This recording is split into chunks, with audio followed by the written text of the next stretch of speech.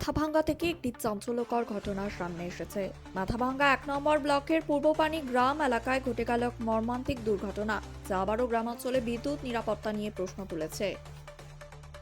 স্থানীয় সূত্রে জানা গেছে, প্রতিদিনের মতোই নিজের কাজ করছিলেন কৃষক জ্যোতিষ সরকার। তিনি জমির কাজে ব্যবহারের জন্য বাঁশ কাটতে যান, কিন্তু সেই সময়ই ঘটে অপ্রত্যাশিত বিপদ। বাঁশ কাটার সময় হঠাৎই কাছাকাছি থাকা বিদ্যুতের তার এসে জড়িয়ে পড়ে বাঁশের সঙ্গে। পরিস্থিতি বুঝে ওঠার আগেই বিপদ আরও বেড়ে যায়। বাঁশ সরানোর চেষ্টা করতেই আচমকা ছিঁড়ে পড়ে সেই বিদ্যুতের তার।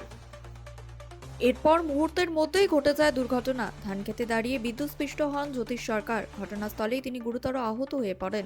চিৎকার শুনে ছুটে আসেন স্থানীয় বাসিন্দারা।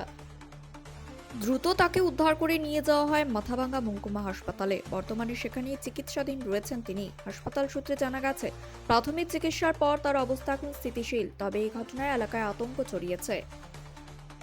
স্থানীয়দের অভিযোগ, বহু জায়গায় বিদ্যুতের তার নিচু হয়ে ঝুলে থাকে, যা কোনো সময় বড় দুর্ঘটনার কারণ হতে পারে। প্রশাসনের কাছে তাদের দাবি, যত দ্রুত সম্ভব এই ধরনের বিপজ্জনক পরিস্থিতির সমাধান করা হোক, যাতে ভবিষ্যতে আর এমন ঘটনা না ঘটে।